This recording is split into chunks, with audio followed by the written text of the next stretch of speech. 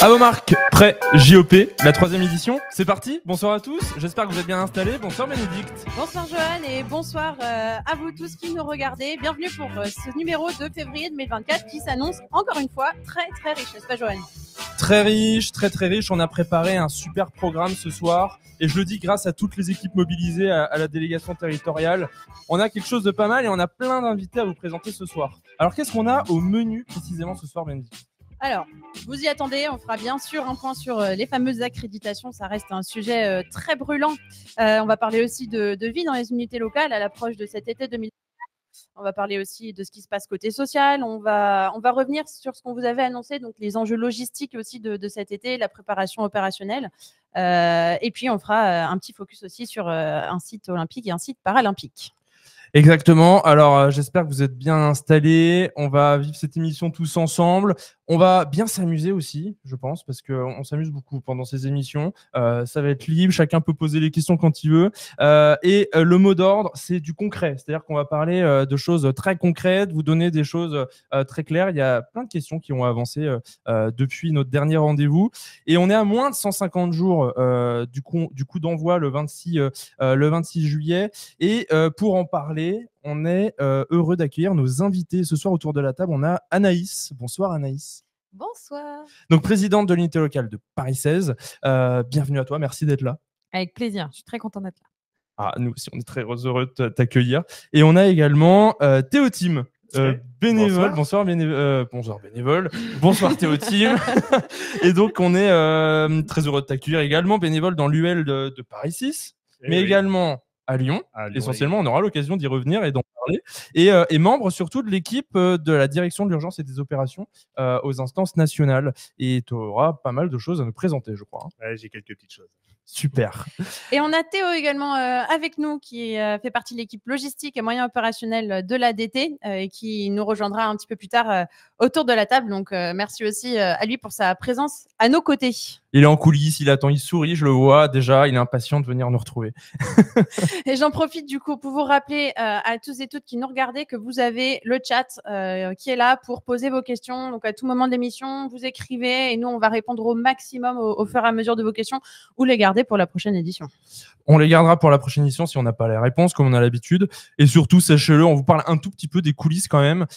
Derrière, la dernière fois, il y a eu beaucoup de questions. On a revu le dispositif, 2 personnes dédiées au chat. Vous aurez les réponses quasiment instantanément.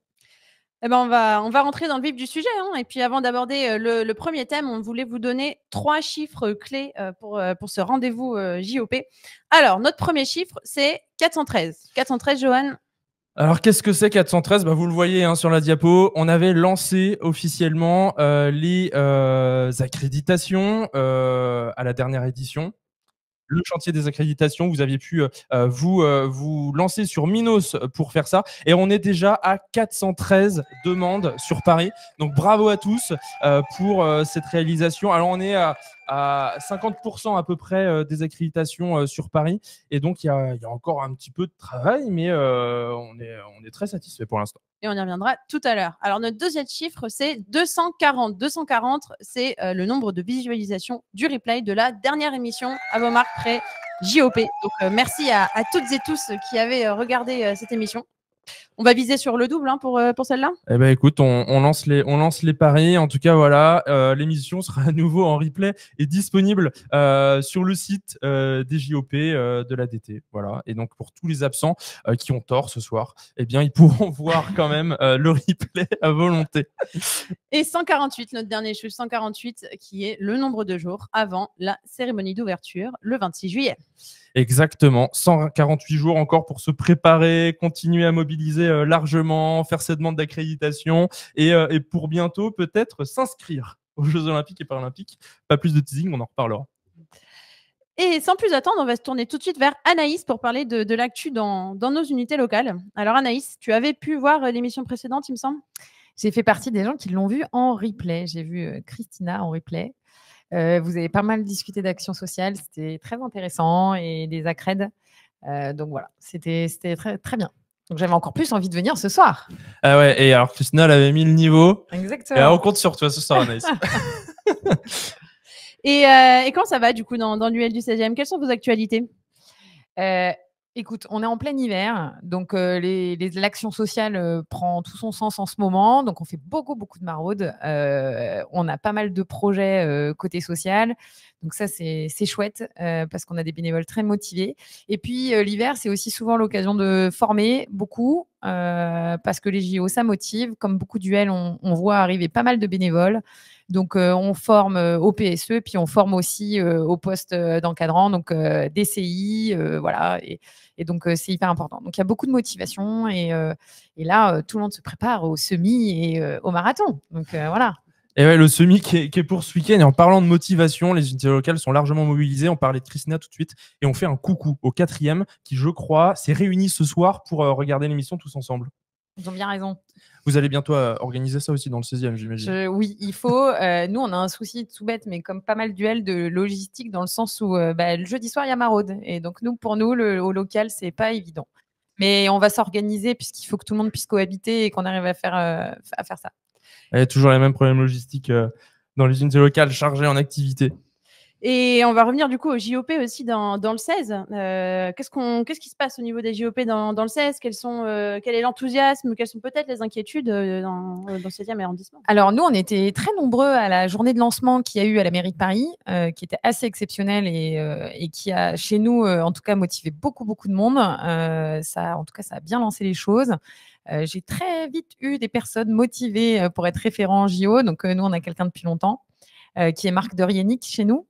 On a fait une soirée spéciale accréditation il y a déjà, vraiment tout début janvier.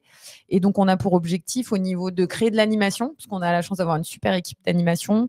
Et donc, en fait, on voudrait un peu s'amuser autour de ça et faire des petits défis sportifs. Voilà, on n'a pas fait encore notre réunion générale. On va essayer de faire une petite surprise. Donc voilà, nous, ça motive pas mal de monde. Voilà. Il faut qu'on aille dans ce sens-là, c'est plutôt cool. Donc, s'il y a des bénévoles du 16e qui nous regardent, des choses se préparent avec de belles surprises. Ouais. Donc, on va faire ça bien. Ça va permettre de mobiliser du monde, peut-être. Super, c'est un très beau programme. Hein.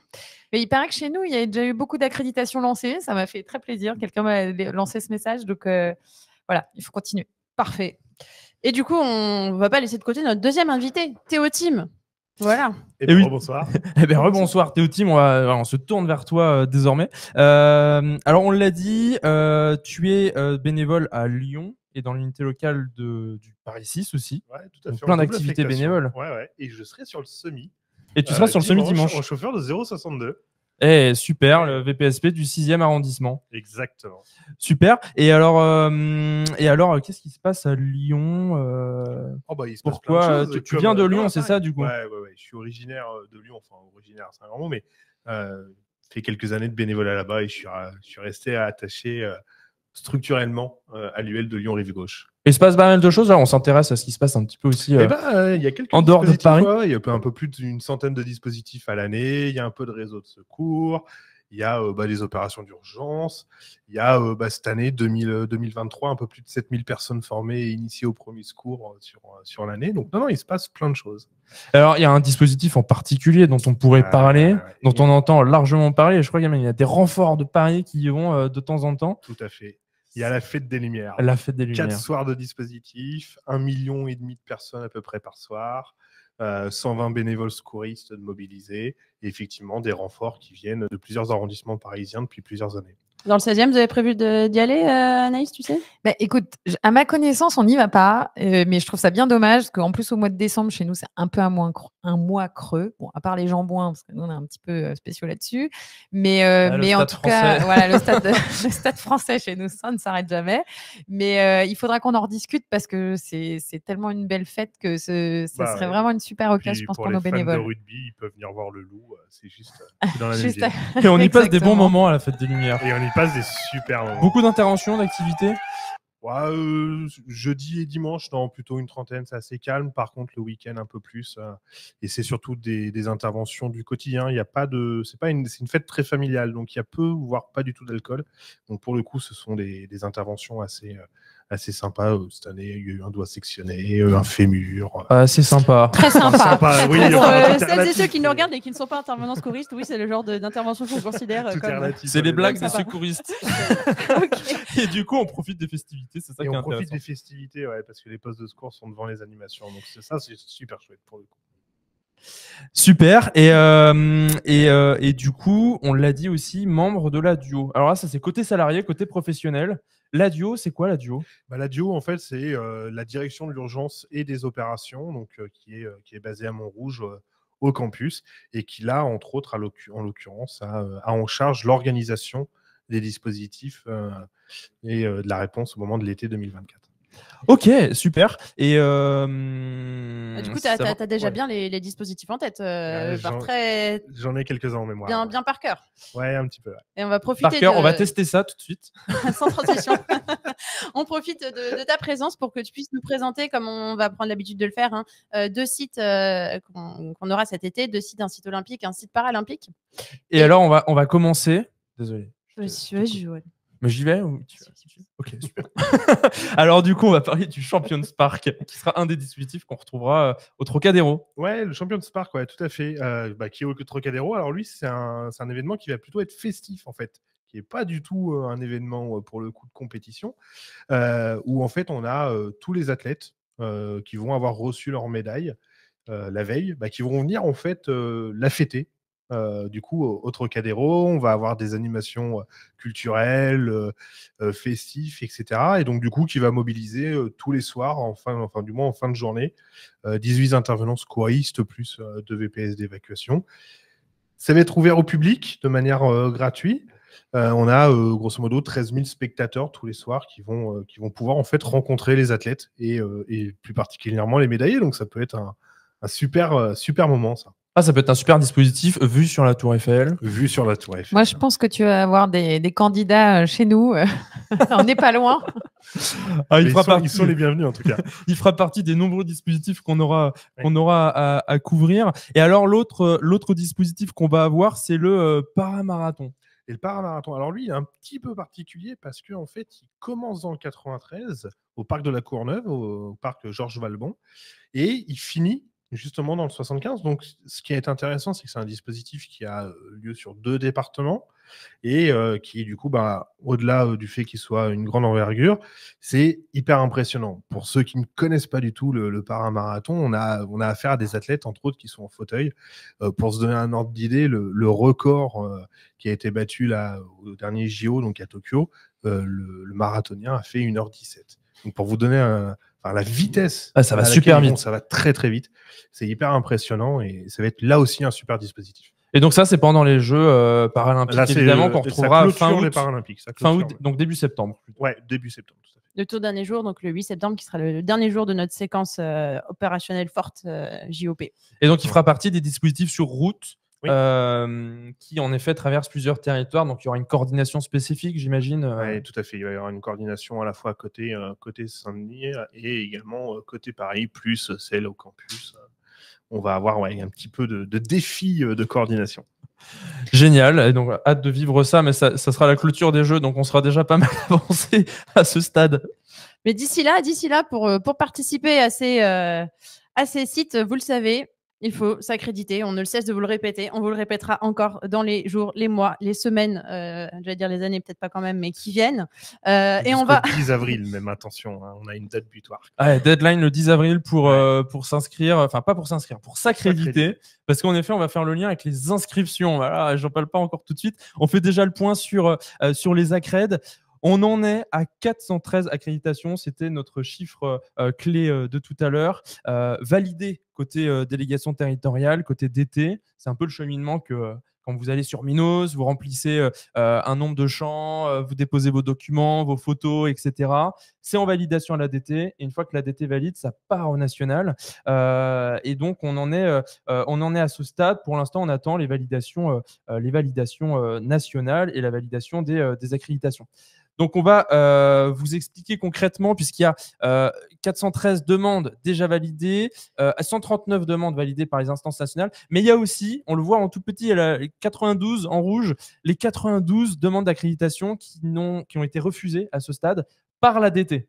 C'est-à-dire que c'est pas fini, on n'a pas encore eu le retour du national sur ça, mais c'est le retour de la DT. Et on va vous expliquer pourquoi. Est-ce qu'en fait, il y avait des petites anomalies dans le remplissage du dossier? Effectivement, c'est pas un refus d'accréditation, c'est vraiment une étape de de vérification pour s'assurer que toutes nos accréditations sont les plus carrées possibles pour qu'on puisse ensuite l'enquête administrative qui doit être faite soit bien faite dans les meilleures conditions possibles. Donc c'est vraiment pour nous aider à pas se tromper, quoi, qu'il y a toutes ces étapes de validation. Et juste avant de passer à ça, une petite parenthèse, on a mis sur la slide 46% des intervenants secouristes ont fait leur demande. On est presque à la moitié, donc tous les autres intervenants secouristes de Paris, même si vous n'êtes pas encore sûr et certaines de pouvoir participer, accréditez-vous, s'il vous plaît, accréditez-vous.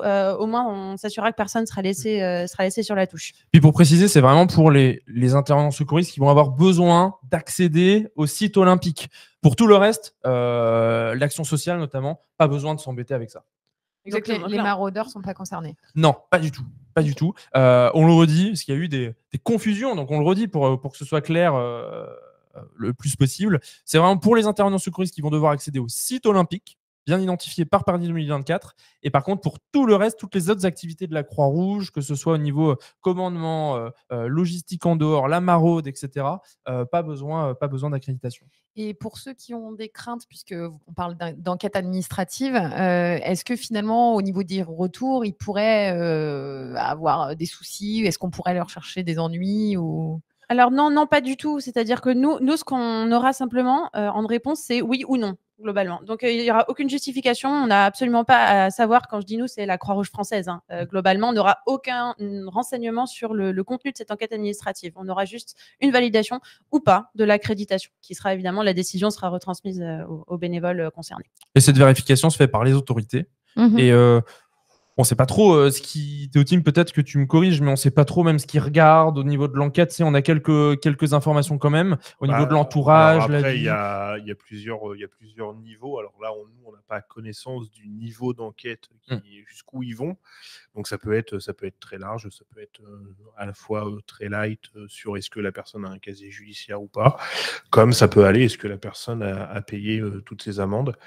Voilà, on ne connaît pas ce niveau. Bon, ça m'étonnerait qu'ils aillent jusqu'aux amendes, en tout cas pour ce niveau-là. Mais en tout cas, dans tous les cas, nous, on n'a pas de retour. On sait juste si la personne, oui ou non, l'enquête administrative. C'est ça. Et ça, c'est très rassurant pour la confidentialité, etc.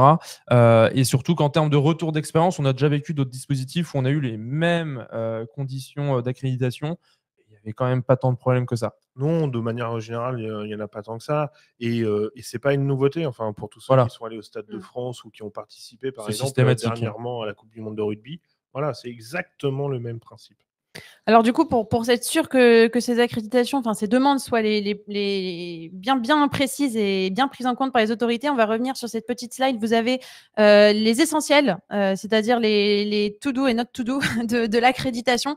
En fait, c'est les raisons les plus courantes pour lesquelles les accréditations sont pas validées par l'ADT et vous sont renvoyées en vous disant revoyez là, il y a peut-être des choses à modifier. Donc on a fait un petit focus sur la photo d'identité.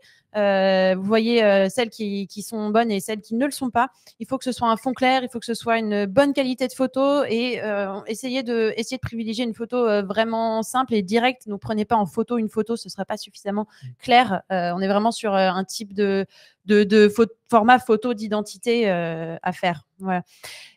Et ensuite, en ce qui concerne la pièce d'identité, vous avez aussi les à faire et à ne pas faire. Donc, faites attention à la lisibilité, faites attention au scan. Il faut que les scans soient faits le plus près possible. Faites attention à ce que ce soit net, à ce que ce scan ne soit pas flou. Enfin, voilà, faites-le comme pour vos papiers administratifs les plus sérieux.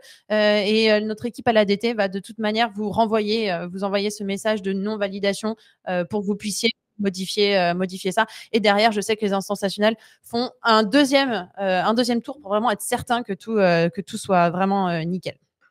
Super. Alors, petit jeu d'ailleurs, si vous avez reconnu quelques bénévoles, il y a ma tête quelque part aussi d'ailleurs, je me suis reconnu. On a mis des photos existantes, c'est vraiment la réalité de ce qu'on a reçu. Et donc, comme tu le disais, Bénédicte, pour mettre toutes les chances de votre côté, de respecter bien ça. Pour faire le point sur, je crois, des questions qui nous sont posées en parallèle sur la nécessité d'être accrédité ou pas, sur toutes les opérations d'urgence qu'on aurait à mener pendant les Jeux Olympiques et Paralympiques, pendant la période où il y a besoin des accréditations, notamment des CAI par exemple, centres d'accueil d'impliqués. Pas besoin d'accréditation, ça ne fait pas partie des sites olympiques. Donc tout le monde pourra participer aux opérations d'urgence s'il devait y en avoir. En tout cas, le point bloquant, c'est le point principal, c'est ça vraiment pour les intervenants secouristes. Donc, on ne cesse d'insister, mais il faut vraiment que vous fassiez tous et toutes votre demande. Je le répète, même si vous n'êtes pas encore certain d'être disponible cet été, si possible. Donc, on compte sur vous, tous, toutes. Bon, Tim, je sais que tu relances ce sujet très régulièrement dans le quotidien de ton travail, mais on compte sur vous, toutes et tous, pour porter ce sujet-là. Et d'ailleurs, au niveau accréditation, au niveau national, on en est où à peu près? On est dans les objectifs, on est inquiet, on est plutôt rassuré? On est plutôt dans la tendance qu'on connaît à chaque fois sur les dispositifs de grande envergure. Donc là, je disais tout à l'heure, la date de fin des accréditations est le 10 avril, donc dans un peu plus d'un mois.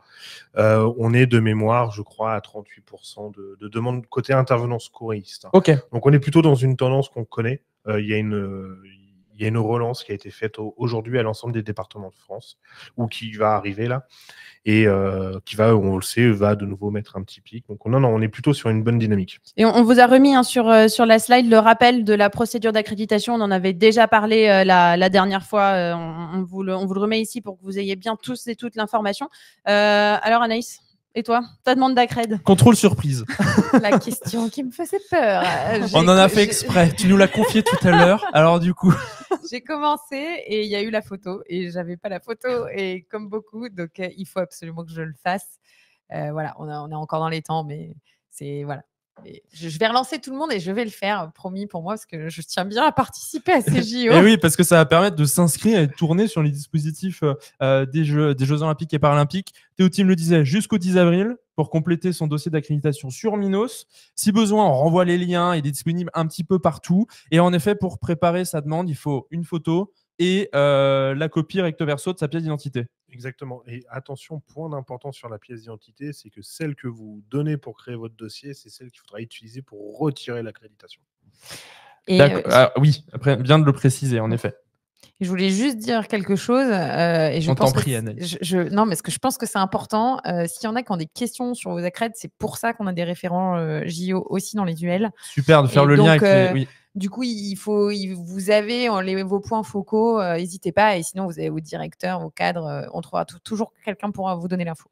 Tu nous rappelles alors, Anaïs, c'est très bien, on en avait beaucoup parlé la dernière fois. Les référents Jeux Olympiques et Paralympiques des unités locales, en effet, ont toutes les réponses à ces questions, ou en tout cas peuvent faire le lien facilement avec les équipes d'été. Et on vous a remis le lien dans le chat. Hein. Alors, je ne sais pas s'il y a des commentaires entre-temps, mais vous avez le lien de nouveau pour vous inscrire sur Minos dans le chat. Bientôt, on le retrouvera en bas de vos écrans pour la prochaine édition, peut-être. En pop-up sur votre téléphone. Et alors, du coup, une fois qu'on est accrédité, on aura le retour. On pourra aller vers l'inscription. Alors, c'est quoi cette phase d'inscription, Théo Tim? On l'attend avec impatience et on peut déjà en parler dès maintenant. Ah, on peut en parler un petit peu, ouais. Ça se fera pas sur Pégase comme on a l'habitude de le faire déjà. Mince, c'est ce qu'on est déçu. Mince alors. Pas de médisance, pas de médisance. Non, on fera pas ça sur Pégase. En fait, on utilisera du coup une application, un logiciel qui est dédié aux inscriptions. Ça va être lancé début avril. Grosso modo, peu de temps après le week-end de nos chers DTUS et DTAS, où du coup les gens vont pouvoir s'inscrire et pourront s'inscrire sur un ou plusieurs créneaux ou dates en fonction de... Dès le mois d'avril ? Oui, dès le mois d'avril, et ça jusqu'à ce qu'il n'y ait plus de place. Donc attention à ça. Ah, pendant encore très longtemps alors. Et du coup, ou pas. ou pas, alors j'espère. Et alors du coup, c'est une nouvelle application. Un nouveau, ça sera sur un site internet, j'imagine. Alors ça va être les inscriptions se feront globalement via un formulaire, et ensuite vous avez la possibilité d'y accéder à votre profil membre par votre téléphone. D'accord. Et alors, on se moquait un petit peu de Pégase. Je vais me rattraper quand même, parce que nos outils bénévoles, on va les garder. Oui, par contre, pendant les JO, on adapte. Pourquoi est-ce qu'on a besoin d'un logiciel particulier? En raison de la masse, en fait, tout simplement, de la masse de dispositifs, de la masse du nombre de ressources humaines qu'on mobilise. Et puis, alors je ne vais pas trop m'avancer, mais ça va être surtout dans notre gestion des moyens. En fait, on est tellement nombreux que ça serait pas viable de fonctionner par Pégase. Oui, voilà, parce que du coup, on sera combien d'intervenants secouristes mobilisés? Alors, intervenants secouristes ou bénévoles global, l'ensemble des acteurs engagés par jour à peu près? Le nombre par jour, de mémoire, là, comme ça, je dirais entre 250 et 300 par jour. Il y a des pics, hein, ça dépend complètement entre les marathons, la cérémonie d'ouverture, etc. De manière globale, sur l'ensemble des Jeux olympiques et paralympiques, côté Croix-Rouge française, on est à un peu plus de 7000 vacations. Mais ça, c'est uniquement pour les sites de compétition et d'entraînement des athlètes. Oui, parce que à ça, il y a tout à côté. Et tout à côté, en effet, on associe aussi tous les à côté, c'est à la fois le commandement, la préparation, la logistique, mais aussi tout le volet action sociale qui va continuer à perdurer. On en parlait beaucoup aussi la dernière fois, surtout les dispositifs qui vont être maintenus. C'est notre enjeu fort de la Croix-Rouge de maintenir nos dispositifs. Et donc, les vacations seront complètement intégrées aussi à cet outil. Ah bah ça va être en fonction effectivement de ce que souhaitent les départements en question. J'ai une petite question concrète du coup, ça m'interroge justement parce qu'on parlait des maraudes qui est quelque chose, je ne sais pas, où on peut même assimiler ça aux épiceries solidaires, des choses qui ont cours tout le temps.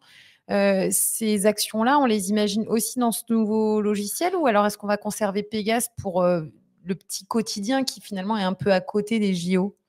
Ça, c'est propre à chaque département. Chaque département va décider de son fonctionnement à ce niveau-là. Et nous, du coup, côté Paris, c'est quelque chose qu'on va réfléchir avec vous, hein, avec les présidents d'unités locales. L'objectif, de toute manière, quelle que soit la manière dont on fonctionne, et on espère que cet outil va nous aider à le faire, on en discutera avec vous. Mais notre objectif, c'est de permettre la continuité d'activité et aussi de staffer les activités supplémentaires qu'on va devoir prévoir pendant les JOP pour rétablir, pour assurer la continuité des soins, la continuité. C'est presque pareil. Hein. C'est presque pareil, en effet. La continuité des accès aux droits, aux prestations, etc. Et ça, c'est quelque chose sur lequel le groupe de travail Action sociale réfléchit, entre autres, sur cette continuité d'activité et la mise en place de nouvelles activités. On va du coup faire une transition sur l'action sociale, justement, et où en est l'état des réflexions au niveau du GT Action sociale. Transition toute faite, du coup. Donc, on en saura plus pour les inscriptions. Ça viendra, il faut qu'on découvre l'outil, il faut qu'on voit comment ça va se mettre en place. Ça sera accessible pour tout le monde, en lien avec le groupe de travail effectif, action sociale. Tout le monde y sera intégré et on verra, nous, l'ADT, comment on l'utilise, en tout cas, pour recenser et permettre l'inscription d'un maximum de personnes pour, en effet, couvrir toutes ces vacations. Alors, dans le vif du sujet, niveau action sociale. Alors, on ne l'a pas remis sur cette slide, on en a parlé la dernière fois, mais je vous le rappelle, les 3 gros chantiers sur lesquels travaille le groupe de travail opération sociale, c'est la gestion de crise, donc tout ce qui est sinistre et catastrophe. C'est la continuité d'activité, donc les maraudes, l'accueil, le FLE, voilà, s'assurer toutes ces activités qui doivent continuer, en tout cas tant qu'on peut et tant que les conditions nous le permettent cet été. Et puis le 3e chantier qui est celui de la conciergerie solidaire à destination des personnes âgées, des personnes fragiles, voilà. Donc ça, c'est nos 3 gros chantiers. Alors, qu'est-ce qui s'est passé depuis la dernière fois ? On avance sur ces sujets-là. On avance avec la ville de Paris notamment. Et notamment sur les aspects gestion de crise et sur les aspects conciergerie. On commence à se cadrer avec la ville de Paris sur les besoins, sur l'offre, etc. Et par exemple, on a une réflexion en ce moment sur un processus d'ouverture des locaux, des unités locales en cas de crise à proximité. Voilà, sur un format uniquement centre d'accueil des impliqués, donc sans prise en charge sanitaire. Hein. Mais on réfléchit à comment opérationnellement on pourra utiliser l'existant pour répondre à des crises potentiellement sociales pendant cette période JOP. Donc voilà pour ces 3 gros chantiers. Et on voulait aussi vous parler de choses concrètes là qui se passent et qui sont en train de se mettre en place. Oui. En ce qui concerne justement cette continuité d'activité sur laquelle on travaille, donc avec le groupe de travail, avec la ville de Paris, avec tous les acteurs associatifs également.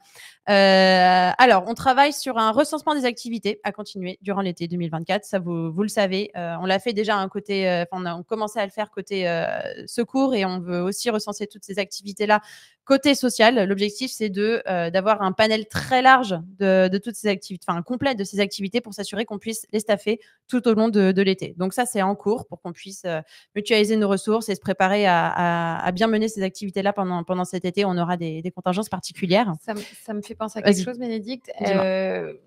Il y a eu des inquiétudes chez nous enfin, il s'est dit que potentiellement on pouvait avoir des gens de l'action sociale qui pouvaient être réquisitionnés sur de secours s'il y avait besoin. Est-ce que c'est avéré ou pas? Alors non, pas du tout.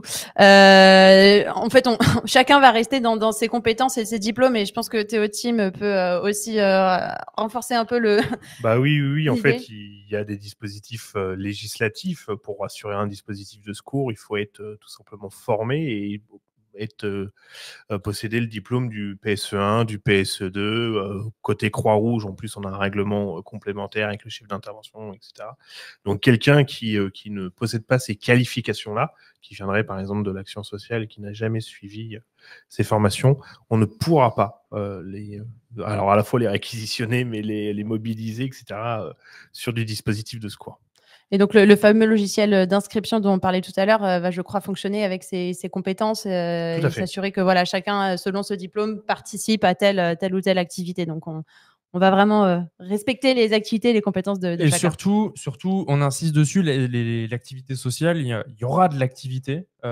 Et surtout, en plus, comme la Croix-Rouge se mobilise dessus, on est en train de mobiliser les services de la ville de Paris pour savoir comment dans cet environnement JOP, on va pouvoir répondre aux situations d'urgence, continuer à accompagner les personnes en situation d'isolement, d'où les réflexions qui sont en cours sur la conciergerie. C'est un dispositif a priori qui aurait des ressemblances avec celui qu'on avait mis en place pendant le Covid. Je ne sais pas si tu te souviens, Anaïs, mais il y avait cette conciergerie, les livraisons à domicile de paniers de courses. C'est le aller vers, c'est-à-dire qu'on va aller à la rencontre des personnes qui sont en situation d'isolement. Alors, on est en train de parler de ces activités sociales qui vont continuer, de comment les bénévoles vont être staffés dessus. Anaïs, c'était le sens de ta question. Théo Team, est-ce que tu peux nous en dire peut-être un tout petit peu plus, nous teaser un peu sur comment ça va fonctionner, comment on s'inscrit justement, enfin, à quoi concrètement on s'inscrit via ce logiciel? Est-ce qu'on s'inscrit à une activité spécifique? Comment ça se passe? On s'inscrit aux Jeux Olympiques ou Paralympiques. Non, mais de manière très... pour essayer de visualiser les choses, en fait, on a un événement qui sont, des événements en l'occurrence, pardon, qui sont les Jeux Olympiques et puis un petit peu plus tard, les Jeux Paralympiques. Donc, quand vous allez vous inscrire à soit l'un ou l'autre ou les deux événements en fonction des jours auxquels vous voulez participer à ces événements. Et ça va être important, c'est que en fait, vous participez aux Jeux Olympiques et comme dans le quotidien en termes de dispositifs de secours, par exemple, si on prend le semi-marathon de dimanche, vous vous êtes inscrit au semi-marathon, vous n'êtes pas forcément inscrit, par exemple, au VPS ou au PSA ou PAM, etc. Là, c'est le même principe. En fait, vous allez vous inscrire aux Jeux Olympiques ou aux Jeux Paralympiques et ensuite, ça va être vos DT, vous en l'occurrence la DT 75 qui affectera en fait au poste de secours. Alors après, il y a des choses qui vont influencer ça quand même. Si on est chauffeur VPSP, il y a de grandes chances. Après, ça va être le niveau de qualification, bien entendu. Qu'on soit en vecteur d'évacuation ou d'intervention, si on est chef d'intervention également. Et si on est chef d'équipe maraude sur une maraude et non pas sur un DPS. Et quand on fait tout à fait. Et là, en fonction des besoins. En fonction des besoins. Non, mais c'est une question très intéressante, en fait. Parce que l'intérêt d'avoir ce logiciel, c'est aussi d'avoir cette vision globale de tous les besoins que couvre la Croix-Rouge française à Paris. Et la Croix-Rouge française, de manière globale, couvre vraiment un panel de besoins de soutien à la population très, très large. Donc, quand on est multicasquette, on va voir comment on répartit. Mais en tout cas, la priorité, ce sera de couvrir l'ensemble de nos activités. Donc, merci à ceux qui sont multicasquettes de nous aider là-dessus. Mais voilà, ce sera vraiment l'objectif, c'est de continuer notre soutien à la population sous ces divers aspects, tous ceux dont on parle depuis des mois, en fait. Et donc, on parlait de l'engagement aussi des bénévoles, les différentes formes d'engagement. On refait le lien avec le mécénat de compétences, les différentes possibilités avec les différentes plateformes si on est salarié à cette période. Peut-être qu'on ne sait pas encore tout à fait quand est-ce qu'on va être disponible. Peut-être qu'on a déjà quelques disponibilités. Si je te dis à partir d'avril, on va pouvoir s'inscrire, je m'inscris sur certains créneaux. Est-ce que c'est définitif? Est-ce que je pourrais modifier, en enlever, en mettre plus? Non, tant que la délégation territoriale ou vos unités locales, en fonction du fonctionnement qui sera choisi, tant qu'ils vous auront pas affecté en fait à un poste de secours, vous pourrez modifier votre inscription à ce moment-là. Alors après, même si vous êtes affecté à un dispositif de secours et que vous avez une autre inscription, je sais pas, genre 3 jours plus tard, et tant que vous n'êtes pas affecté, celle-ci, vous pouvez la modifier, vous pouvez en rajouter, etc. Donc du coup, ça me fait penser, on insistait sur le délai pour les accréditations. Ça veut dire que si j'hésite encore à faire mon accréditation parce que je ne sais pas si je suis disponible, je peux quand même sécuriser les choses, faire mon accréditation. Ah ouais, il n'y a pas de question. Et peut-être qu'elle servira à rien. Et je pourrais en tout cas m'inscrire jusqu'à la dernière minute selon mes disponibilités ou pas. Attention, parce que du coup, il y a 8500 intervenants secouristes à la Croix-Rouge française qui, eux, attendent de venir aux Jeux Olympiques et Paralympiques. On a des gens de l'outre-mer qui viennent. On a des gens qui vivent en Guyane qui vont venir justement aussi. Donc attention, il n'y a pas forcément.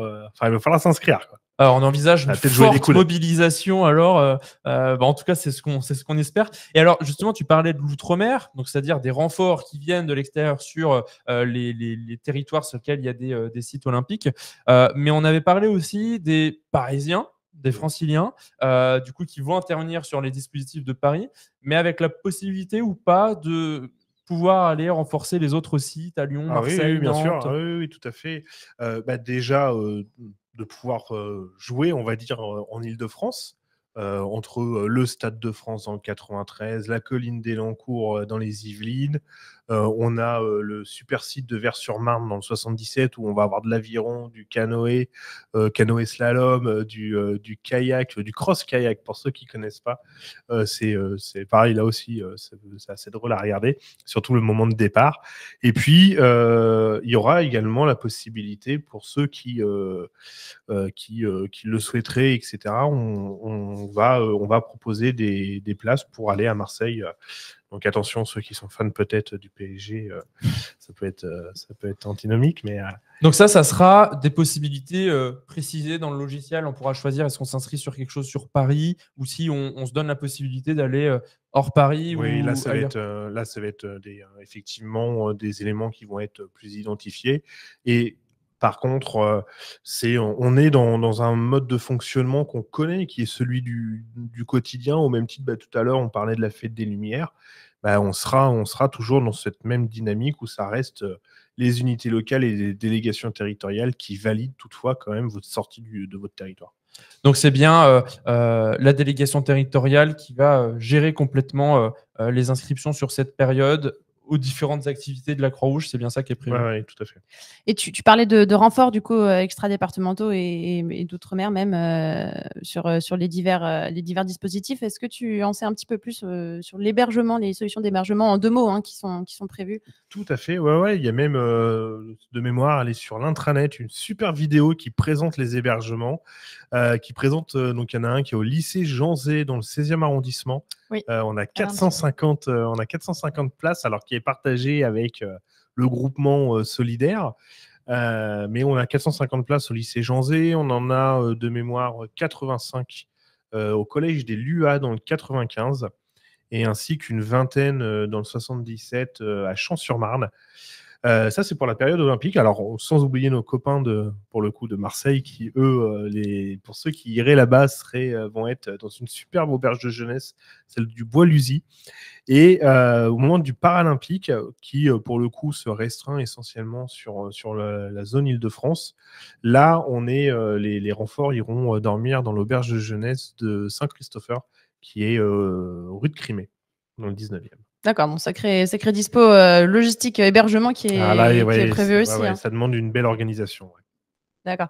Et donc, on le rappelle, on parlait tout à l'heure de gestion des effectifs, et en fait, c'est vraiment ce dispositif d'exception où tout le commandement opérationnel, on parle des dispositifs de premier secours, mais aussi l'activité sociale, logistique, gestion de crise, le commandement opérationnel remonte au niveau de l'ADT pendant cette période. Tout à fait. Ce sont les délégations territoriales qui pilotent les dispositifs qui ont lieu sur leur territoire. Ouais, tout à fait. Et alors, Anaïs, est-ce que ça donne envie de participer aux Jeux Olympiques et Paralympiques? Ah oui. Oui. En fait, par contre, honnêtement, je m'interroge sur la distance à Paris, parce qu'en fait, Champs-sur-Marne, c'est pas Paris. Et du l'Île-de-France. coup, voilà. Non, mais c'est vrai. Et du coup, parce que dans le 16e, nous, on a beaucoup de dispositifs sportifs. On a la chance d'avoir pas mal de lieux et de sites, même JO. Et voilà, je me demande un peu, au niveau d'ailleurs logistique aussi notamment, comment on va pouvoir acheminer tout ce monde à droite, à gauche en Île-de-France, parce qu'aller au Stade de France, c'est facile, le RER, mais voilà, Champs-sur-Marne, je sais pas. Ouais, Champs-sur-Marne, potentiellement, ça sera peut-être plus simple que le Stade de France. Ah bon? Oui, Avec les remarque, tu vas me dire, avec restrictions les de transports, circulation, ouais. les transports, etc. Non, c'est des vraies questions que tout le monde se pose. On établit justement plusieurs plans, à la fois avec des moyens Croix-Rouge, éventuellement bien peut-être sûr. d'autres. Il n'y a rien d'arrêté Et ça, les actuellement. mobilités. On mène des Ouais. réflexions là-dessus. Et ça, les mobilités, alors les réflexions sont en cours. Et ça, pour le coup, c'est potentiellement des réponses qu'on aura à la prochaine édition. On sait déjà ce qu'on va dire à la prochaine édition. Et donc, les mobilités, parce qu'on entend parler de plein de choses, de zones d'exclusion, en effet, tous ces transits de notamment bénévoles. les locaux qui sont. Bien On a sûr. des locaux Croix-Rouge dans les zones d'exclusion. Nous, on en fait partie. Enfin, voilà, il y a plein de choses. Des fois, il y a des locaux qui seront exclus parce que il y a un événement qui passe à ce moment-là.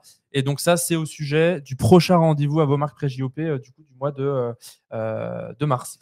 Et qui dit zone d'exclusion, je refais un lien avec l'action sociale. On parle de zone d'exclusion, on parle du coup de transformation du territoire parisien qui va directement impacter les personnes qu'on accompagne au quotidien. Et je voulais revenir sur le deuxième élément d'avancée qui s'est passé au niveau des GT et puis de la réflexion globale avec nos partenaires, la ville de Paris, les associations. Il y avait toute une réflexion sur l'accès à l'information de la part des personnes accompagnées sur les dispositifs, sur ce qui continue, sur ce qui change. Et il y a eu une création, alors en tout cas un projet de création de boucles WhatsApp qui fonctionneront par inscription avec un QR code. Des boucles WhatsApp qui vont être à destination des personnes accompagnées, notamment les personnes en situation d'exil, pour qu'ils soient connectés, pour qu'ils aient accès à toutes ces infos, poser des questions, avoir des réponses personnalisées sous plusieurs angles. Donc ça, c'est quelque chose qui se fait déjà aux Pays-Bas, pour votre information culture Croix-Rouge, puisque c'est la Croix-Rouge néerlandaise qui utilise ce moyen de communication. Donc ça va être adapté à Paris. C'est un chantier qui va avoir lieu avec des acteurs de terrain que nos bénévoles Action sociale connaissent bien. Watisat et Soliguide, les deux orgas qui fournissent les deux guides de solidarité principaux à Paris. Un pour les un peu plus dédié au public en situation d'exil pour Watisat et Soliguide plus pour les personnes au quotidien qui sont en situation de rue. Et donc c'est ce groupe WhatsApp qui va être élaboré. Donc ça fait partie des chantiers concrets sur lesquels la Croix-Rouge française à Paris travaille en ce moment pour assurer la continuité d'activité cet été sur Paris. Et alors Bénédicte, ça me fait penser, tu parlais d'une société nationale qui est la Croix-Rouge néerlandaise. Est-ce qu'on a d'autres teams, d'autres sociétés nationales? Enfin, est-ce qu'on va avoir des renforts du monde, j'ai envie de dire? Eh ben, écoute, en fait, on est en train effectivement de voir pour que la Croix-Rouge andorrane et la Croix-Rouge monégasque puissent effectivement venir. Ils ont fait des demandes d'accréditation également. Donc, on va peut-être internationaliser effectivement nos effectifs. Donc, pour participer pleinement au dispositif, ouais, et peut-être d'autres sociétés nationales qui vont venir nous rendre visite à ce moment-là ou pas forcément? En tout cas, pas sur des dispositifs de secours, en fait, pour une raison très simple, c'est le PSE1, PSE2. Les équivalences. La Croix-Rouge andorrane et la Croix-Rouge monégasque ont en fait ces deux formations. D'ailleurs, leurs formateurs ou leurs chefs d'intervention, certains se sont fait former, en l'occurrence en France, au campus, etc. Donc on va venir de très loin pour participer à ces JOP. Donc il y aura énormément de questions logistiques à gérer, de transport, on en a parlé, d'hébergement. Et on voulait vous faire un petit focus, alors là pour le coup extrêmement terre à terre, mais ô combien important pour notre quotidien de bénévoles, la restauration. Oui, il va falloir manger pendant les Jeux Olympiques et Paralympiques. Et on vous parlait de bien concret. manger. J'aime bien manger. Ça se voit. Et donc, du coup, on va manger. Et donc, on veut parler restauration. Parce qu'en effet, on va faire des vacations plus ou moins importantes, sur des créneaux plus ou moins importants qui couvrent des moments de repas. Et ça va aussi être une période peut-être éprouvante. On va enchaîner un certain nombre de missions.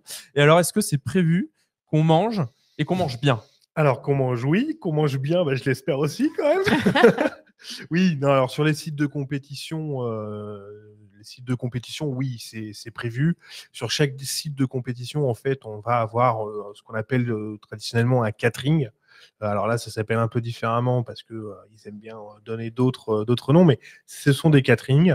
Où on va retrouver en fait tout simplement deux grandes zones au sein de ces caterings qui sont réservées aux personnes accréditées justement.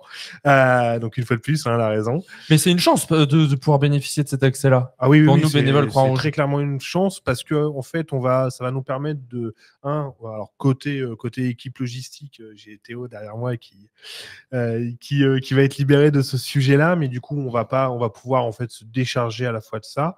On va avoir des repas qui vont être pris sur place avec un vrai espace dédié pour manger et non pas dans un poste de secours, etc. En termes de repas, on va avoir du choix puisque la solution qui a été retenue, c'est la partie, ce qu'ils appellent lunchbox, où en fait, on a la possibilité de choisir soit des formules sandwich, soit des formules salades composées, etc., avec systématiquement une solution végétarienne de proposer, qui est accompagnée de laitage, de fruits, de barres de céréales, de boissons. D'ailleurs, ça me fait penser en termes de boissons, vu qu'ils veulent que Paris 2024 va vers des solutions vertes, il n'y aura pas de bouteilles plastiques. Qu'on aura le droit de rentrer ou en libre service, etc. sur les sites. Il faudra donc venir avec une gourde. Des jeux qu'on va essayer de faire éco-responsables. Un beau pas en avant, ça. Et alors, du coup, on mange sur les sites olympiques. Oui. Donc ça, c'est pour les personnes accréditées sur les sites olympiques qui seront engagées sur les sites. Tout à fait. Et alors, en extérieur, les hébergements, etc. Comment on fait pour manger? En extérieur, en tout cas sur la DT de Paris, on va mettre en place une solution qu'on appelle Foodles. Alors pour celles et ceux qui ne connaissent pas, Foodles, ce sont des réfrigérateurs connectés qui mettent à disposition des plats avec du frais, du circuit court, des plats qui sont vraiment travaillés aussi en termes de goût. Et pour l'avoir testé dans mes activités bénévoles, je vous jure que c'est vraiment très très bon. Donc c'est la solution qu'on a choisie parce que c'est aussi une solution plus économique que ce qu'on utilise d'habitude. Donc ça va nous faire gagner de l'argent. Et l'idée c'est de mettre ces frigos des frigos avec libre accès, avec accès des plats à tous ceux qui seront sur, par exemple, le COT ou la logistique éventuellement. Et c'est vraiment des produits vraiment de qualité qui seront garantis pour nous. Et ça fait plaisir. Parce que sur tous les dispos gestion de crise et autres qu'on ait fait, on n'est pas toujours sur de la bonne restauration. Et croyez-moi, ça joue. Et l'alimentaire, la restauration, pour ceux qui se sont déjà occupés de ça sur des dispositifs, je ne sais pas si tu t'es déjà occupé de ça c'est très lourd. Pour la quête, les journées nationales, etc. C'est une logistique incroyable. C'est un boulot de fou pour avoir quelque chose de frais, de bon, et puis aussi pour tout ce qui est en cas, en fait. Tout simplement, quand on passe des heures au marathon, on connaît tout ça. C'est bien d'avoir quelque chose à grignoter. Et c'est vrai que Foodles, alors j'aime bien manger, mais alors d'autant plus depuis 2 ou 3 semaines, pour pas vous faire de secret, on a la solution Foodles qui est déjà en place à la DT. Je ne sais pas si tu es passé à côté du frigo. Pour ceux qui connaissent la DT, c'est au rez-de-chaussée, à côté de l'ascenseur. Il y a un nouvel espace où on retrouve du coup le frigo connecté Foodles. Et globalement, avec son adresse Croix-Rouge, on peut se créer un compte, l'approvisionner et se servir dans ce frigo connecté. Et donc, on y retrouve, pour l'avoir testé un petit peu ces derniers temps, des recettes qui sont quand même sacrément bonnes. On mange bien, équilibré, c'est éco-responsable, du circuit court. En plus, il y a toute une démarche si c'est périmé, c'est récupéré pour être donné, si c'est possible, à des associations caritatives. Et si ça n'est pas possible parce que les denrées ne sont plus consommables pour l'homme, ils travaillent aussi avec des associations animales. Donc, il y a vraiment une démarche super intéressante. Je fais méga la promotion de Foodles. Je me rends compte. T'as été bon, venez tous à la DT tester Foodles. Exactement. Et en fait, c'est exactement à ça que ça sert. C'est à la fois pour les personnes qui travaillent ici toute la journée. C'est aussi pour répondre aux enjeux logistiques, et notamment quand il y aura une crise, un événement exceptionnel qui se déroulera avec l'activation d'un COT. Eh ben, en fait, à 2h du mat, il y aura à manger systématiquement à l'ADT. On en rigole, mais c'est un sujet important. En fait. Et oui, et c'est-à-dire qu'à chaque fois, on aura à manger. Donc, si vous venez à l'ADT pour différents rendez-vous, etc., il y a à manger. Si vous êtes en alpha et que vous voulez passer par là pour manger, eh bien, il y a ce qu'il faut à l'ADT. Voilà, tout est possible. Et puis, c'est un sacré enjeu logistique, hein, on le sait, la nourriture. Donc, Foodle, ça va être une aide aussi d'un point de vue logistique, puisque les frigos sont remplis par le prestataire directement. Et ça fait une sacrée épine dans le pied en moins pour la logistique. Et on accueille Théo. Et on a fait un petit tour de passe-passe que vous avez peut-être pas vu. Mais du coup, on remercie Théo Team qui nous a accompagnés pour cette première partie d'émission. Merci à lui pour toutes les réponses qu'il nous a apportées. Et on continuera à travailler ensemble de toute façon sur les enjeux des Jeux Olympiques avec la direction de l'urgence et des opérations où on travaille conjointement avec l'ADT. Et donc Théo, toi tu es bénévole dans le 5 et puis je crois, et puis tu es à Paris à la logistique, moyen opérationnel. Oui, c'est ça. Du coup, bonsoir à tous et puis rebonsoir. Bonsoir Théo. On est ravis de t'avoir avec nous. Donc tu es au niveau du pôle logistique de l'ADT, c'est ça? C'est ça exactement, oui. Je suis responsable en charge de la logistique sur Paris. Alors on y fait quoi au quotidien? Là, en ce moment, surtout, on prépare le semi-marathon, qui est ce week-end, hein, on va en reparler. Et il y a le marathon de Paris aussi, prochainement. Et puis, en fait, on prépare tous les lots de secours et tous les postes de secours. C'est ça que j'avais demandé, c'est de la préparation, c'est un gros chantier de préparation en amont et en aval aussi, ça continue après la mission. C'est ça, oui, parce qu'il faut reconditionner tout le matériel, bien évidemment, pour la suite. Et puis, en fait, c'est un peu cyclique. Alors, on nous dit dans l'oreille. Théo, tu as un coucou de Caroline. De Caroline. Oui, mais c'est vrai que d'ailleurs, il y a une partie de l'équipe logistique qui nous regarde depuis le plot. Génial. Donc, voilà. Génial. Ça, c'est les surprises qu'on a au cours de la soirée. On nous regarde dans le 4e, on nous regarde au plot. Dites-nous dans le chat si vous êtes plusieurs à nous regarder ce soir. Et donc, on parlait du marathon, du semi-marathon. Il y a plein de dispositifs à venir, même d'ici la fin de l'année, avec des enjeux logistiques toujours assez importants. Tout à fait, oui. Notamment les Jeux Olympiques aussi, vu que c'est un peu le thème. Et oui, plein de dispositifs tout au long de l'année, même en dehors des JO. Et alors, pour gérer l'activité quotidienne, on va venir aux Jeux Olympiques, mais déjà, ça nécessite d'avoir du monde qui s'occupe de tout ça. Exactement, oui. On a une équipe logistique qui est en place et qui nous aide au quotidien justement pour faire toute cette gestion qui est, on va dire, importante.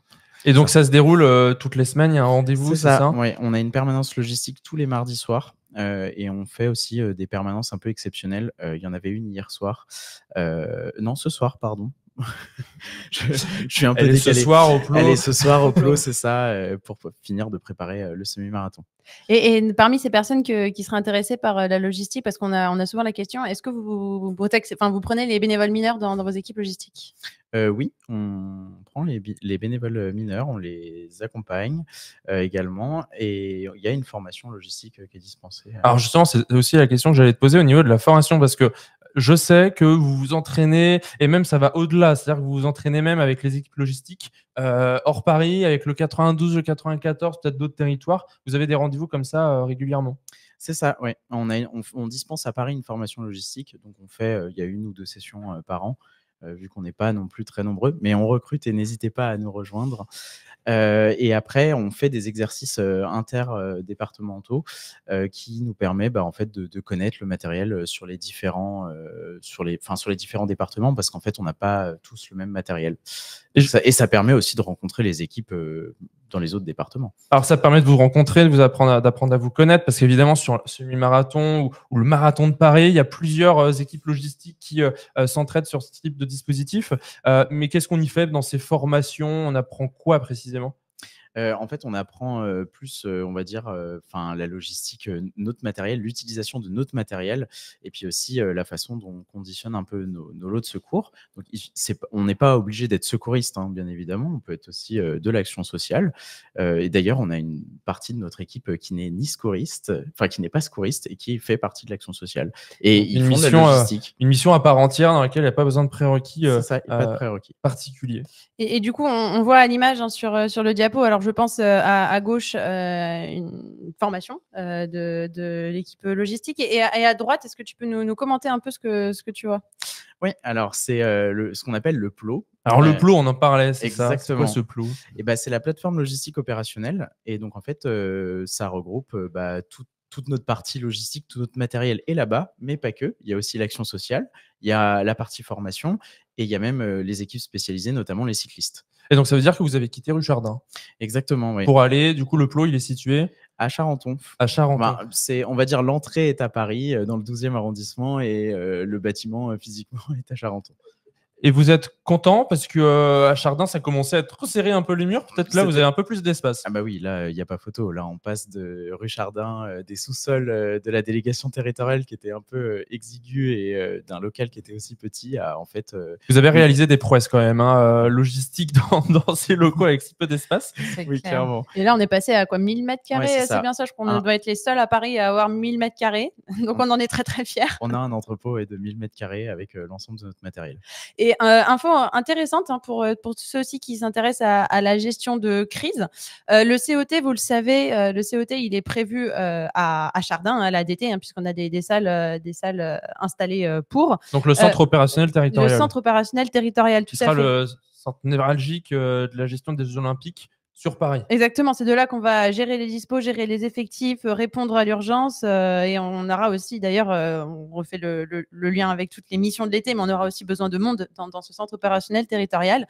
Et on a prévu qu'en cas de nécessité, au cas où Chardin ne soit plus opérationnel pour une raison ou une autre, et pour le siège national aussi, le PLO à Charenton et le point de repli pour mettre en place la solution B pour mettre en place un centre opérationnel territorial et un CO national sur pied. Anaïs, tu connaissais le PLO? Oui. Non, mais on en a beaucoup entendu parler. L'ADT débordait, faut le dire. Dans le 16e, on a Jean-Michel Morera, on a Dominique, on a des gens de la log qui travaillent beaucoup voilà, et ils sont des passionnés et ils nous en parlent régulièrement. Donc, je peux que encourager les bénévoles à aller les rejoindre et tout, parce que quand je vois, déjà, c'est un boulot énorme. On a absolument besoin de la log. Et même après, enfin tout le temps, ça c'est clair. Donc merci aux équipes de log, je le dis sincèrement, parce que sur les gros dispos c'est hyper important. Et donc oui, je sais que le PLO a été un soulagement parce que énormément de matériel. Quand on déploie un marathon, enfin, je veux dire, moi je me suis toujours demandé comment ça rentrait ici. Enfin voilà, faut se le dire. Ça rentrait pas trop. Quand on voit... Voilà, il y avait toujours quelque chose dans le hall qui traînait. Donc... On jouait à Tetris un petit peu. C'est ça, mais quand on voit les rayonnages du PLO, on se dit mais comment ça passait à Chardin, véritablement. Mais surtout, en plus, vous développez le matériel qu'on a, notamment pour les JO. Alors, ça sera quoi la log pendant les Jeux Olympiques? Alors oui, aussi au PLO, il y a une partie, donc il y a la base nationale logistique, et en fait, il y a tout le matériel des Jeux Olympiques en fait qui est déjà, qui commence à arriver au PLO pour une. Déjà, il y a du matériel qui arrive. Mais c'est quoi le matériel pour les JO du coup En fait, c'est des lots de secours classiques, mais en fait, le national a acheté une partie des lots en fait pour le mettre sur les sites, et ce sera des lots de secours dédiés en fait aux Jeux Olympiques. Donc il y a eu un investissement particulier sur du lot de secours. On sait combien à peu près? C'est ça, oui, on a des chiffres. Il y a 22 VPSP et 94 lots de secours au total. D'accord, qui sont un investissement réalisé par le national, et tout est préparé et conditionné du coup au PLO.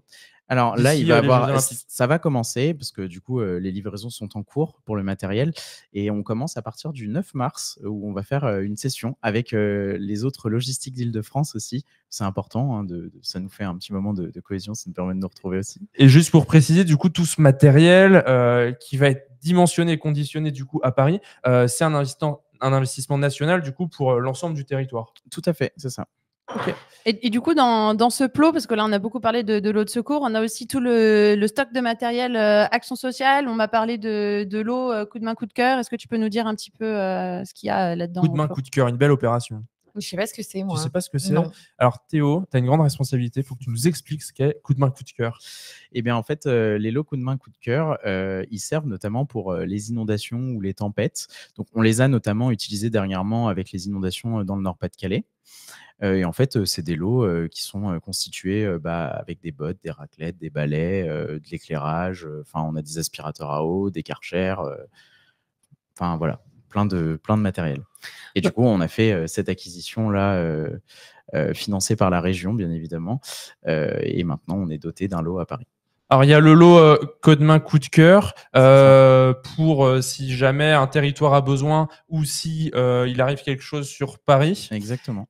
Et on a également du matériel aussi pour l'urgence, pour, j'imagine, l'hébergement d'urgence, l'accueil d'impliqués. Tout à fait, tout à fait. On a du matériel aussi sur place au Plot, donc pour tout ce qui est centre d'accueil d'impliqués et les centres d'hébergement d'urgence. Et là, en ce moment, on est d'autant plus en train de développer ces moyens-là parce qu'en plus, on a remporté un marché avec la ville de Paris pour C'est ça. intervenir en cas d'urgence sur ce type de situation. Exactement, ouais. On est en train de faire les achats donc pour acheter deux lots CAI et centre d'hébergement d'urgence complet.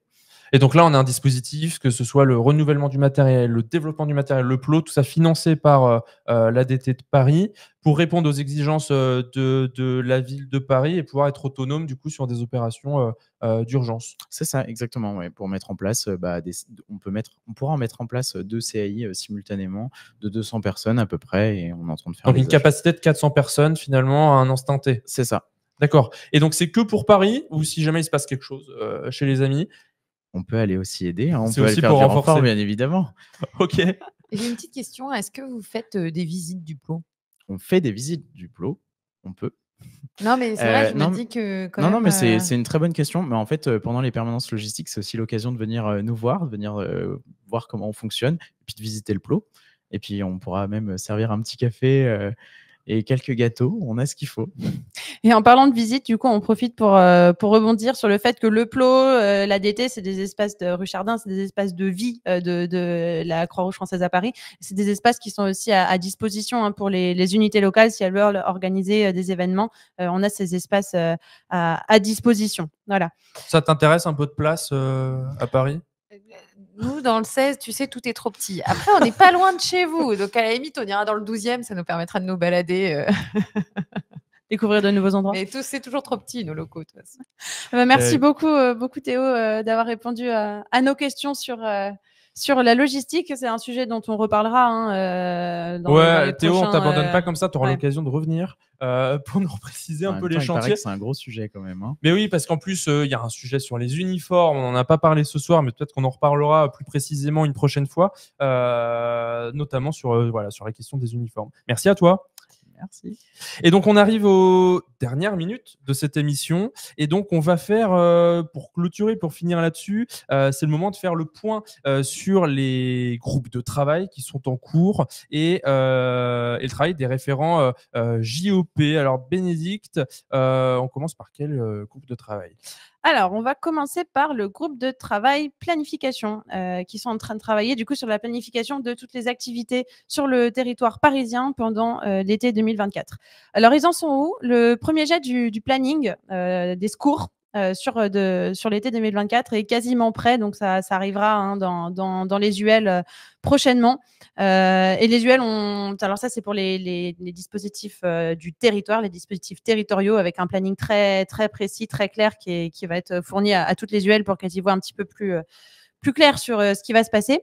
Et puis, les UL ont aussi déjà fait remonter toutes les informations sur les activités de l'été 2024 pour qu'on puisse, comme on l'a dit tout à l'heure, avoir un panel, une vision complète des activités et staffer via le fameux logiciel, staffer ces activités pendant l'été. Et alors, j'ai vu passer ce fameux poster qui va bientôt arriver dans les unités locales. Vous n'êtes pas encore vraiment au courant, mais il y a quelque chose d'assez joli, d'assez sympa qui va bientôt arriver. Voilà, je fais encore un peu de teasing. Il y a plein de choses qui se préparent, qui commencent à arriver. C'est super. C'est un poster qui représente les activités, en tout cas connues, les plus grands temps forts secours qui vont arriver là sur la période des Jeux Olympiques. Alors, et même plus largement sur toute l'année, en fait. C'est les dispositifs territoriaux et les dispositifs des JOP, voilà, sur toute l'année, sous un format claire pour qu'on ne puisse pas dire dans les unités locales ah mince, j'avais pas eu l'information. Et ben, elle sera affichée en grand, en A3, je crois. Pour qu'on puisse s'inscrire dès le mois d'avril.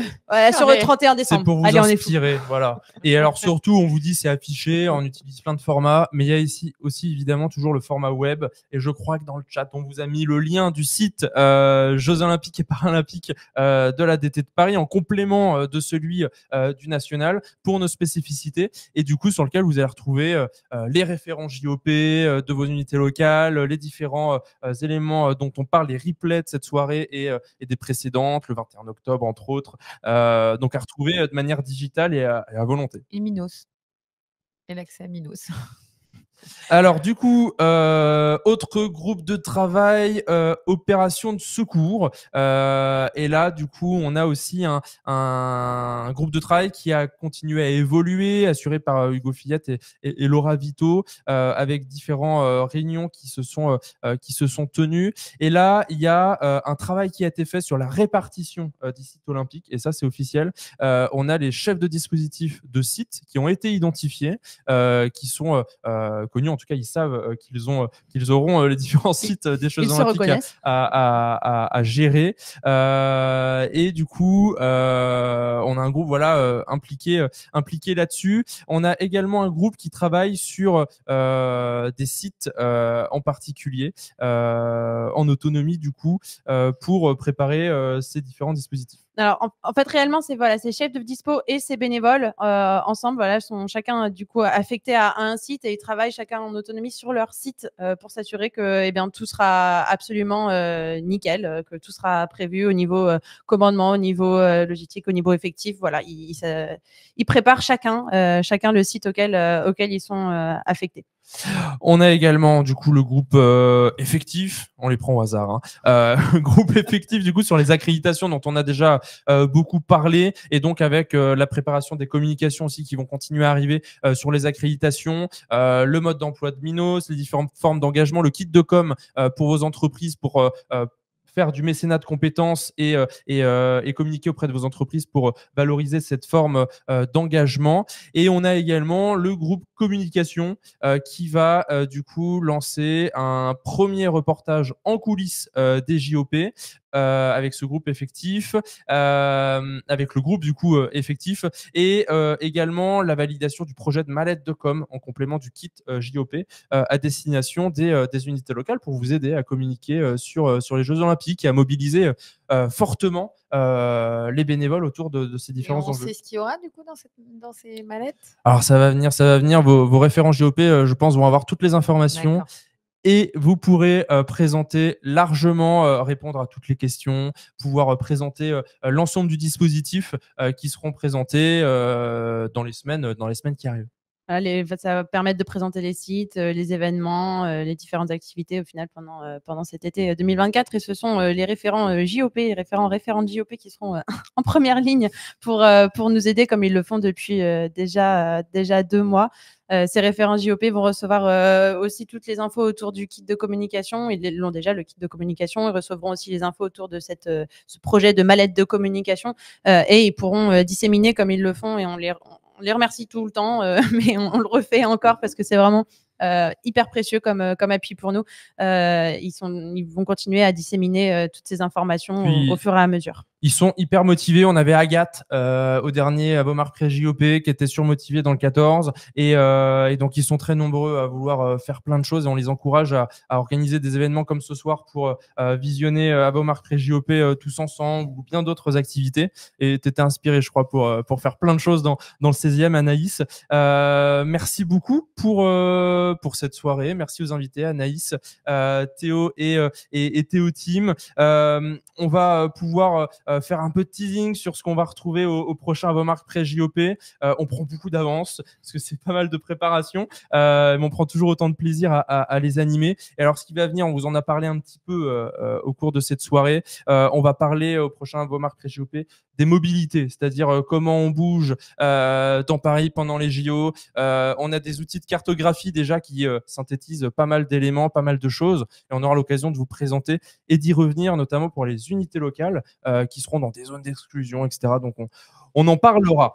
Et ça, c'est ce que vous voyez à l'écran, hein, pour ceux qui regardent en plus de nous écouter.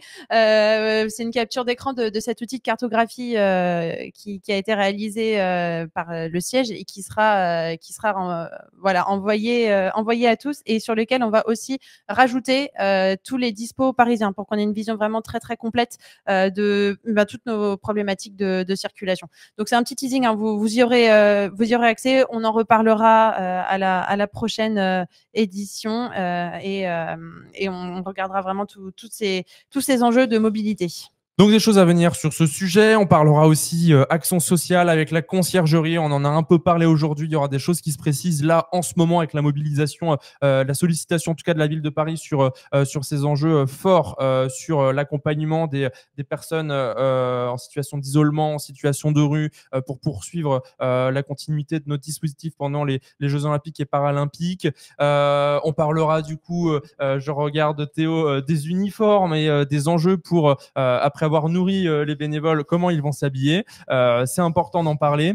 Et on aura également à venir prochainement une édition spéciale avec le président territorial qui va nous présenter ce qu'on appelle le schéma directeur. C'est-à-dire comment on va fonctionner à Paris, la présentation du dispositif parisien. Et donc, il y aura une édition spéciale en plus de Avomark Presse JOP déjà programmée sur les prochains mois. Donc, on vous remet sur la slide les dates des prochains rendez-vous, le 28 mars, le 23 avril, le 23 mai. Notez-les dans vos agendas. Et en plus, cette session spéciale organisation du dispositif parisien sur lequel on reviendra avec Giovanni.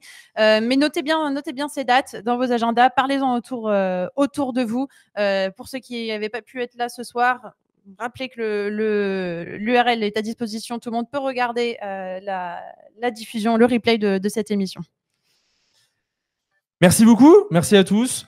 Théo, merci. Anaïs, Théotine, Merci. j'espère que ça vous a plu de venir participer. Bah ouais, carrément. Ouais, très sympa. Et a Super. priori, Merci sur la beaucoup. prochaine édition, peut-être. Peut-être on te retrouvera, t'inquiète pas. Donc on aura le plaisir de retrouver d'autres invités à la prochaine édition. En tout cas, merci à vous d'avoir joué le jeu, merci à vous d'être là et d'avoir pu participer en live à cette soirée, d'avoir participé au chat. Nous, on va en prendre connaissance juste après. Et on voulait remercier, Bénédicte, peut-être aussi toute l'équipe qui est mobilisée sur la préparation de cette émission. On est à peu près une dizaine à l'ADT là, à tenir les caméras, à gérer le son, à gérer le chat, le scénario, etc. Donc merci à eux. L'eau, et ouais, nos mugs, ils étaient pas vides, il y avait de l'eau dedans. Donc merci à tous, merci Bénédicte. Merci Johan, merci à tous et toutes. Merci d'avoir été avec nous ce soir, et on se donne rendez-vous pour la prochaine édition de Avomark Presse JOP le 28 mars. À très vite. Au À revoir, bientôt. tout le monde. Bye bye. Bonne soirée. Au revoir.